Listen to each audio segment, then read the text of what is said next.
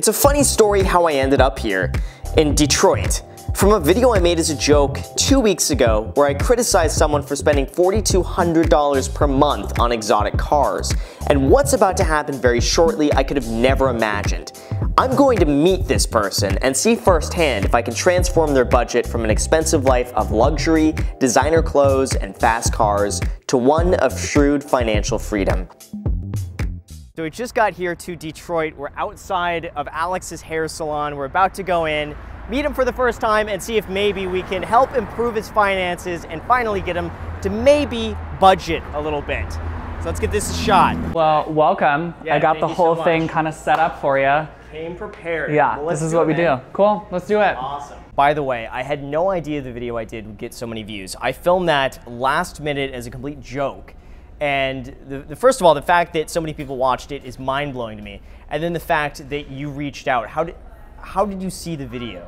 So I've actually been subscribed to your channel for a while. And so before then? From before everything aired on CNBC. What? So I was subscribed, and when I got a notification that you uploaded, it was literally my video. I saw the title, $4,200 on cars, and I was like, oh, that's me. Wow. So what was your reaction with that video? Because I'm sorry I said you went half stupid. And I totally get that. So I think I have a fairly tough skin, and I didn't read any of the comments because I just don't want to open up that can of worms. But I think I really appreciate how kind you were to me during the whole video. And you gave me a lot of tips and pointers, and a lot of them that I've implemented because I feel like I am really young and I don't really have a financial advisor. And so I'm kind of learning as I'm going. And so I think it's the biggest thing that I've learned from putting all of my information out there is that it's okay to make mistakes and it's okay to not know everything. And I feel like I'm just been doing a lot of learning about finances lately. So I actually really appreciate your video a lot. Thank you, man. Now, for those that are just tuning in and don't know your backstory, it's really impressive. So at 25 years old, you're making over $280,000 a year by running your own business. Yes. That's incredible. Thank you. How did you get started doing that? Did you go to college, and how did you know this is what you wanted to do? So I actually didn't go to a 4-year university. To get a cosmetology license in the state of Michigan, you just have to do the cosmetology program through an accredited school. Okay. And so it's like a trade school, essentially. And it's a 10-month program. And so I did that right out of high school because I didn't really know what I wanted to do, but I always knew that I was really creative, and I was decent at math and science, and I really loved being creative. And so hairdressing is kind of all of those things combined. And my mom actually pressured me into it. She was like, all right, it's something that she kind of always wanted to do. Nice. And now that I've had a successful business, my mom actually went back to school and got her cos license, and now she does our distribution for our products. Now, but how did you grow from doing that to then becoming a business owner? How did this start off? So how I kind of grew was a lot through Instagram. I posted a lot of my work on Instagram, and I got a lot of clients through that, and making sure that my quality of work was always there so people would send their friends, and I would get a lot of referrals. And eventually got to a point where I was so busy at the salon that I was at, I was making more and booking more than a lot of the senior stylists that had been there for 30 years. I knew that once I was kind of maxed, I knew that it was kind of time to move on. Yeah. And I think I was at a really good place in my life to just decide, I really think I want to branch out and do my own thing. And it happened a lot faster than I anticipated that it would. And what's it like running a business, being 25? You gotta sacrifice a good amount of your social life, I think. I'm not out every night. I don't go to a ton of functions because when you don't work a 9 to 5, I think that you work a 24/7. So no matter what, I'm always on my phone. I'm always accessible to the stylist and my staff and things like that. But I think I'm happy that I'm young enough to feel like I have the energy to do all of that. And I still do all of my travel for my education and things like that. I'd rather do it now when I'm young than later down the line, for sure. Right. And how did you discover that Instagram was the way to go with this? Because I really do believe that social media is the key to growing any business right now. Absolutely, totally. And I think that there's so many great business features that Instagram has, but they're more recent. But I really just started posting my hair pictures because my personal life wasn't really that interesting. So I just started posting before and after pictures, especially of hair extensions. And that's when my business really took off, was with extensions, because it's so hard to find somebody that's really good with extensions, because it's such an expensive service that people want to make sure that they're going to somebody great. And so I thought it was important to put my work out there, because I think Instagram at this point is more of a portfolio than it is a per post kind of. I mean, obviously posts are important, but I think it's when you look at somebody's feed on Instagram, you can say, wow, this person really knows what they're doing. I want to make an appointment with them. Yeah.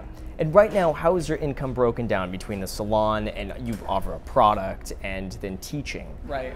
So out of that, it gets broken about 30 for education. Okay. And I really don't make almost anything off of owning the salon, because being a new business, we've only been open for 2.5 years. Yeah. I would rather not take money from the business for my own gain and put it back into the business. So we're constantly remodeling. Like, all these shelves are custom built. All the stations are custom built. Like, I just wanted really quality stuff for my staff, and making sure that we get as much education as humanly possible, and things like that. I'd rather fund the business than I would my own pocket right now. So I don't take a lot from the business, yeah. But a huge chunk of what I take home, at like 190-ish, is from doing hair behind the chair. Okay. Just with my personal clients, because I work with 2 to 3 assistants at a time, and any given day we take between 8 and 22 clients. So it's crazy. Did you ever think that you would be making this amount of money? I don't know if I woke up one day as a kid and was like, I'm gonna make a ton of money one day. Yeah. But I have always enjoyed spending and saving, and I really I love the business aspect of things. I always knew that I was gonna make something, but I didn't wake up one day and was like, I'm gonna drive a G-Wagon. Yeah. I always wanted to. $4,200 a month on cars. I mean, I always wanted to, but I never thought it would be like an actual reality. So first of all, I want to know what happened after the CNBC post. So, because that did well with views. That was one of the most viewed CNBC Make It videos that they've done. It's definitely top 5. I think they knew what they were doing with the title of that video, for sure. It's a clickbaity title, but I had no idea that it was going up, because they didn't really warn me that it was going up. So I literally woke up to 1 million Instagram messages about it. But I think the biggest things that I've changed since that went up is I moved my checking into a higher yield savings That account. Nearly gave me a heart attack. Watching your reaction about it was amazing. So first of all, was that a business? That was your own checking account. That's not a business account. That's that was not your a own. Business account. That was personal. Checking, yeah. Thing is, I've never had a financial advisor. Yeah. And every year that I've been doing hair, I make more and more. And so I think that I'm learning as I'm going. And so I think the video was obviously doing CNBC and watching your video was super helpful for me, because I have no idea about how to manage finances or really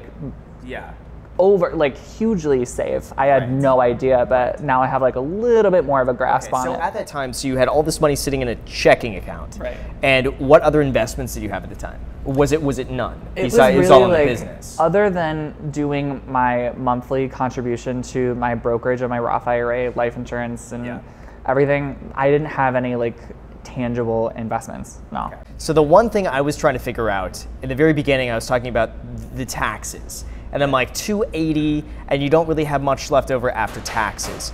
I said you were in an S Corp, and then paid out as a distribution, because what did I say? I said, you're smart enough to make the money. There's no way that you're not doing this in an S Corp. Right. Am I correct? Yes, we are an S Corp for owning the business, for sure. Okay, perfect. And also, all of the stuff that I do behind the chair, we get paid out as a W-2. So I'm actually not a 1099 employee behind the chair. So the $280 is after taxes. Well, that changes everything, man. It does change a little bit. And that's why I was excited to meet with you. Because I think a lot of people took that as because most people that own their own business, they automatically assume that they're a 1099 employee. Technically, I have an S Corp, and all of my hair that I do behind the chair, I get paid the exact same as my employees, because I don't think I'm special. Right. Okay. So I wanted to make sure that it's a super even playing field, and the way that we pay our employees is a commission based, and the more you bring in, the more you make, you get a raise, you get a higher percentage, things like that. Okay. The reason I did the lease of the G's, because it was just one of those things where it's like I could afford it, and I always wanted to have one, and I, until last year, didn't have a credit card. Everything I've ever paid for has always been debit. And then let's go to the handbags. Right. Because I think that was another point. Okay, so people did get triggered over the bags. For sure. That was something that people thought was ridiculous. And I think I even mentioned, I mentioned the designer clothing, but what about the bags? Is that something that maybe we can cut back on, or what is?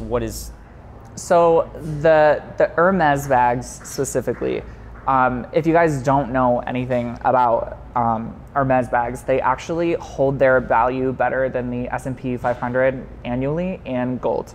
So gold has usually like a 1.5% like yield on investment annually, and S&P 500 usually has an 8.5% average annual yield. A Birkin bag, if you keep it in good condition, usually has a 14.5% return on investment yearly. So I gotta get in on this. I wish that you would. I will teach you everything you need to know about it. But I had always wanted one because it was just one of those things where it's a status symbol for sure. Okay. And also they're so hard to get your hands on that it's like the hunt to get one is so wild that once I got one, I held onto it for 2 years, and I was like, I'm kind of over this. Like, I don't really use it that much, and I feel like it was so expensive to sit on the shelf that I sold it. I put it on eBay, and I actually ended up selling it for like $2,500 more than what I paid for it, and it was used. They hold their value so much, and the value goes up because the prices in the store for new bags go up so high, and they're so hard to get your hands on. Hermes has kind of created this game about getting one, that you have to be special to get one, that so many people want them that they're willing to pay a premium to skip the wait at the store to get one. And so you can sell one that you've held on for a few years if you take really good care of them for way more than what you paid for it. It reminds me of vintage Ferraris and vintage Rolexes are the other things that go up in value more than the stock market. Now, in terms of retirement though, because you had mentioned you don't want to retire at 65, when do you want to retire? I know realistically that I'm a workaholic, that I'm never going to be completely done working, but I don't want to have to rely on doing hair forever. So I would realistically, I'd like to be maybe 50. How much are you saving now? After the CNBC thing, what is your current plan to hit that? Besides investing in Birkin bags, obviously. So besides the Birkin bags, which are a good investment, fight with me about it. So I actually just bought into an apartment building in Metro Detroit, which there's like a really solid plan on flipping that and making a big profit on that. And I moved all of my checking over to a higher yield savings. So that way I can build a little bit more wealth over time. Do you know offhand how much you're saving every month now? I think it's like $7,000 or $8,000 a month that I'm saving now. Okay. So that's about $90,000 a year. Yeah. Okay. And what's your goal in retirement? Is it to continue spending like you do right now to keep the current lifestyle? Yeah, I don't want to compromise my lifestyle because I feel I like my life. Okay. It's pretty cool. So do you know how much you would need in order to sustain this lifestyle right now? I don't, and that's why I'm excited we're talking about it. Okay.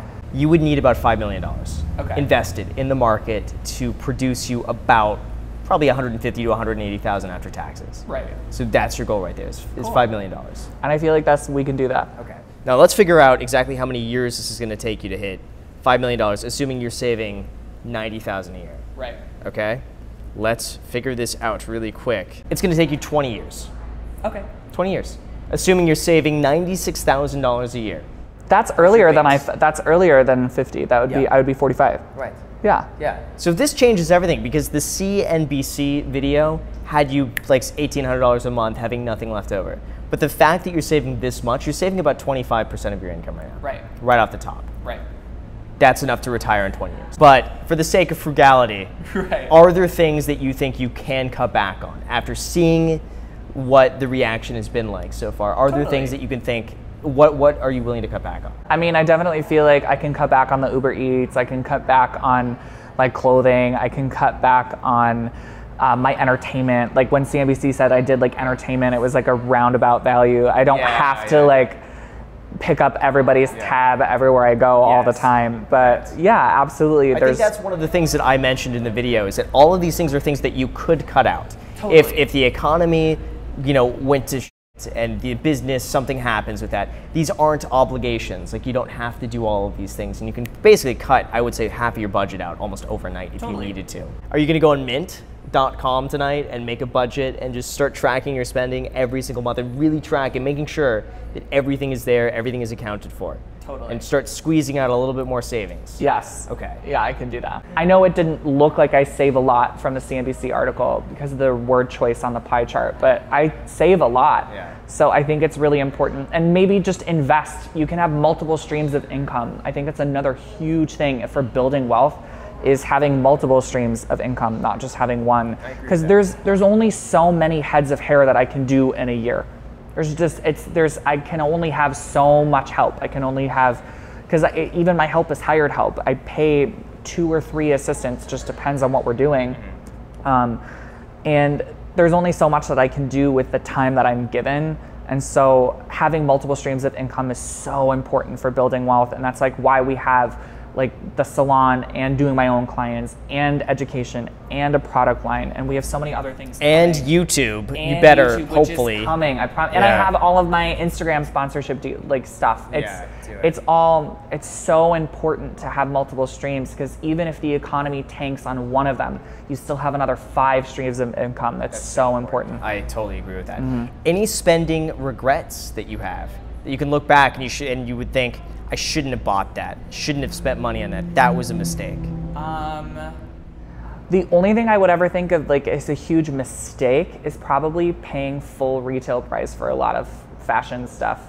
I shop on the RealReal all the time now. I shop on anything. Like I don't have to pay full price for a Gucci tracksuit. I can buy it for like a quarter of the price on something else. So yeah, there's little things like that, because I'm not willing to not wear Gucci. It's great. On that same token, please save your money. Please save your money. And I think that that's the biggest thing I try and tell my staff is save your money. Hairdressers are notoriously terrible at saving their money. So with that said, you guys, thank you so much for watching. I really appreciate it. By the way, I've been telling him to start a YouTube channel this entire time. So if the link is in the top of the description, go and subscribe to him. I've been telling him the deal is he's got to post 2 YouTube videos on his YouTube channel. And if he does that by Wednesday, then your link goes at the very top of the description. If you don't do that, the link's not going to be there and you failed. So now is your chance. If you're going to do it, everyone's going to watch this. Hopefully just go and subscribe. Cool. I'm into it. Yeah. There we go. Well, I'll have 2 videos up, I promise. Okay, good. Also, feel free to subscribe to this channel, obviously. Add me on Instagram. I post it pretty much daily, so if you want to be a part of it there, feel free to add me there. Thank you again for watching, and until next time.